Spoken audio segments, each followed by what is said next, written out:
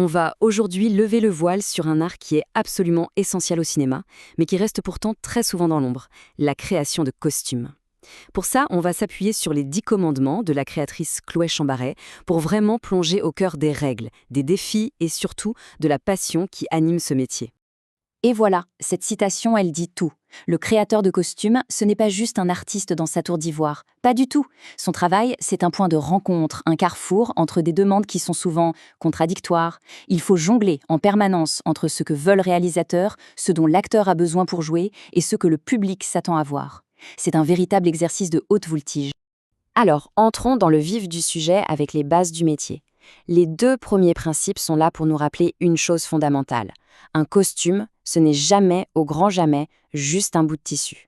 Il a 2 maîtres à servir, d'un côté l'histoire qu'il doit raconter, et de l'autre l'acteur qui va lui donner vie. Ce premier commandement, il nous montre qu'il y a 2 grandes manières de faire. D'un côté, on a le symbolisme ultra direct. Pensez à la guerre des étoiles. Leia est en blanc, Vador est tout en noir. Bim! Le message est on ne peut plus clair. Mais là où ça devient vraiment puissant, c'est dans la subtilité. Une cravate qui est un peu mal nouée, une manche un peu usée, ces tout petits détails peuvent raconter énormément de choses sur un personnage, bien plus qu'un long dialogue. Et ça, ce 2e commandement, c'est la clé de tout. Si un acteur ne sent pas son costume, s'il n'y croit pas, comment voulez-vous que nous, le public, on y croit?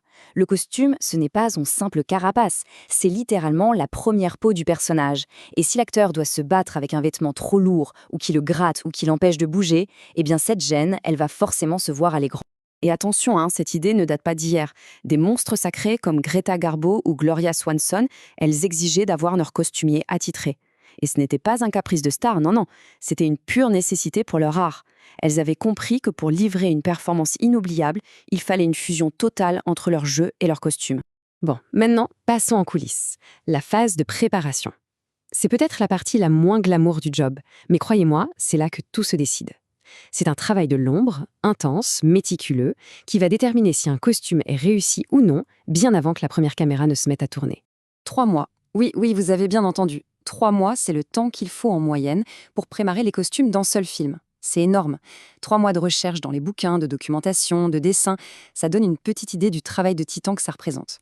On est très très loin de la simple virée shopping. C'est une véritable enquête. Voilà une question qui montre bien ce rôle de détective. On a tous en tête l'image du soldat romain en sandales. Mais sérieusement, en plein hiver, pour traverser les Alpes, ça paraît un peu juste, non ?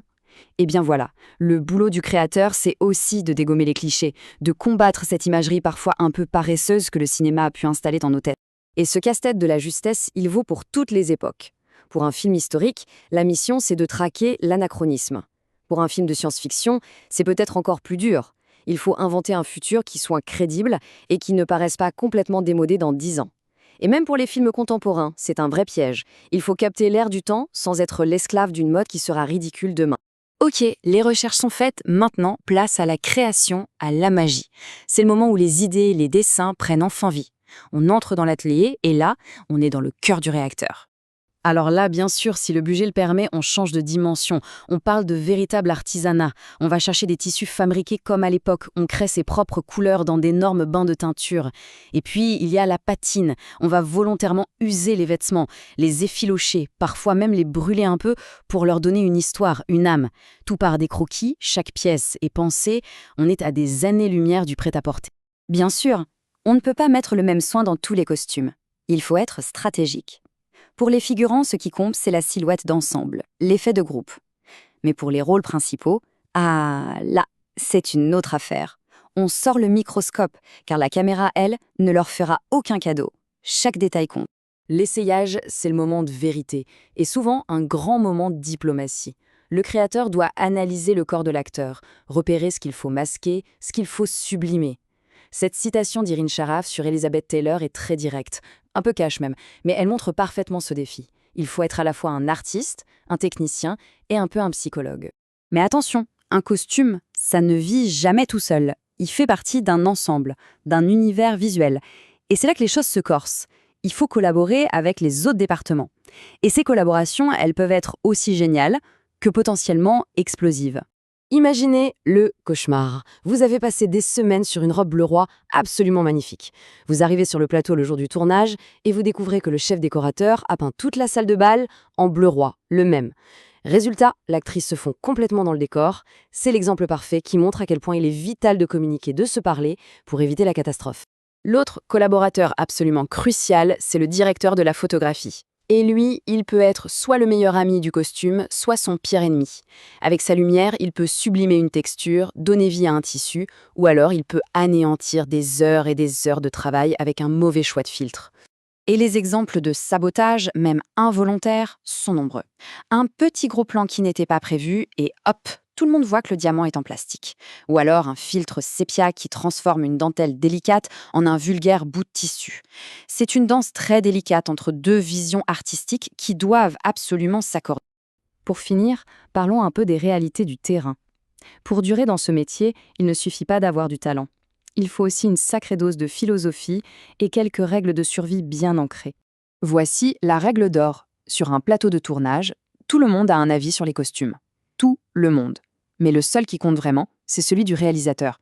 D'ailleurs, Chloé Chambaret raconte avec beaucoup d'humour que certains créateurs préfèrent les films d'époque juste parce que, sur un costume du XVIIIe siècle, personne n'ose vraiment donner son avis.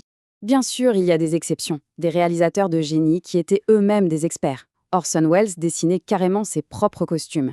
Hitchcock était célèbre pour son implication totale dans la garde-robe de ses actrices. Et pour Fellini, le costume était un élément du décor, au même titre qu'un meuble ou que le maquillage. Le tout dernier commandement, c'est presque un conseil philosophique. Il faut accepter les bizarreries du milieu.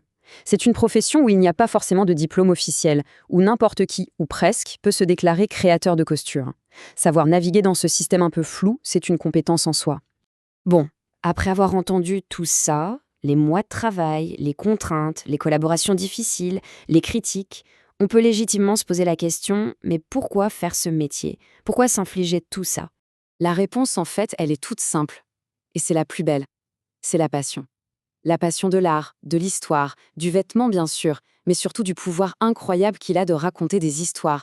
C'est la satisfaction de voir une idée, un simple croquis prendre vie et devenir un personnage inoubliable. Alors voilà, la prochaine fois qu'on se retrouvera dans une salle de cinéma, essayons de regarder les films avec un œil un peu différent. Ne nous demandons pas seulement si les costumes sont beaux ou laids, mais plutôt qu'est-ce qu'ils essayent de nous raconter. On pourrait bien découvrir une toute nouvelle histoire qui se cachait juste sous nos yeux.